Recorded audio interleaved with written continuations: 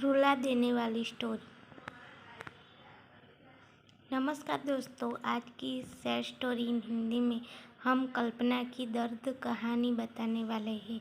कभी कभी अपनों के लिए अच्छा सोचना कब बुरा बन जाता है हमें पता भी नहीं चलता।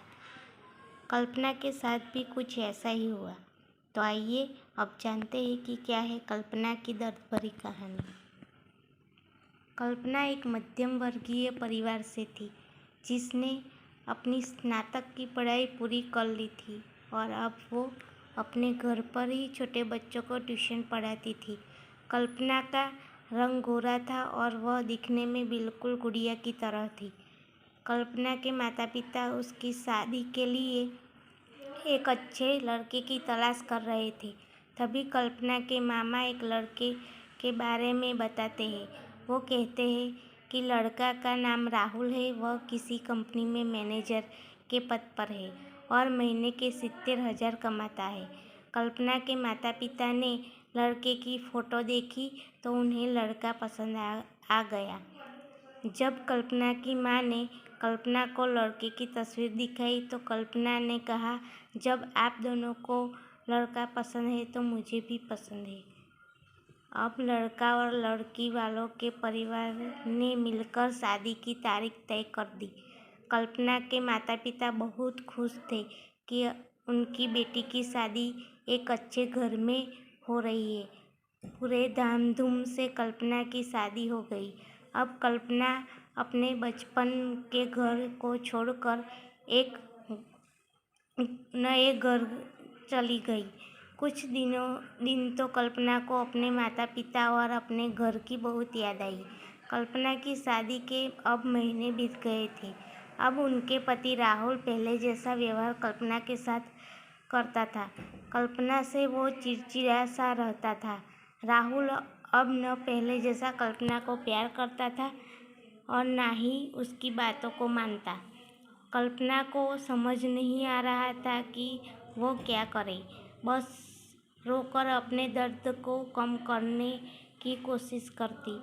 एक दिन कल्पना को पता चला कि राहुल सिगरेट पीने के बहाने छत पे जाता है और किसी लड़की से बात करता है।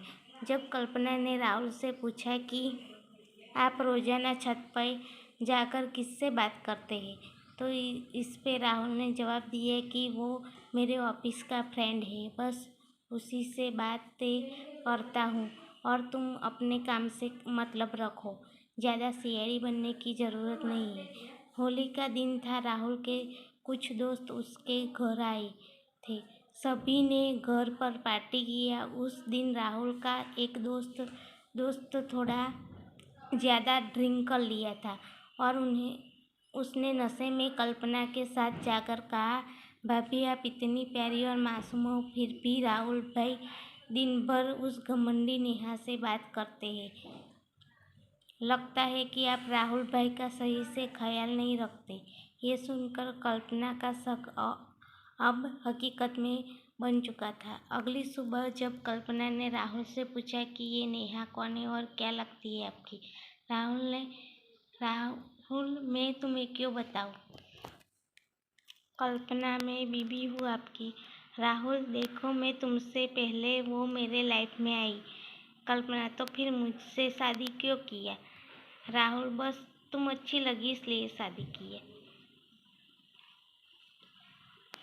कल्पना तुम देखना मैं उस कमीनी लड़की से कैसे सबक सिखाती हूँ। नेहा को अब कल्पना ने कमीनी कहा तो राहुल गुस्से में कल्पना को बहुत मारा और उसे कमरे में बंद कर दिया। कल्पना के सास को सब पता था, फिर भी वह अपने बेटे के सामने एक शब्द भी नहीं बोलती थी। शाम को जब राहुल आया तब उसने रूम का दरवाज़ा खोला। उस दिन कल्पना की तबीयत खराब हो गई, फिर भी उसी हालत में उसने खाना खाया। कल्पना ये सारी बातें अपनी माँ को बताना चाहती थी, लेकिन चाहकर भी वह नहीं बता पा रही थी, क्योंकि वह जानती थी कि अगर उसके माता पिता को ये सब पता चलेगा तो वह परेशान हो जाएंगे। राहुल अब कल्पना के साथ नौकरानी जैसा व्यवहार करने लगा। छोटी छोटी बातों पे उसे मारता।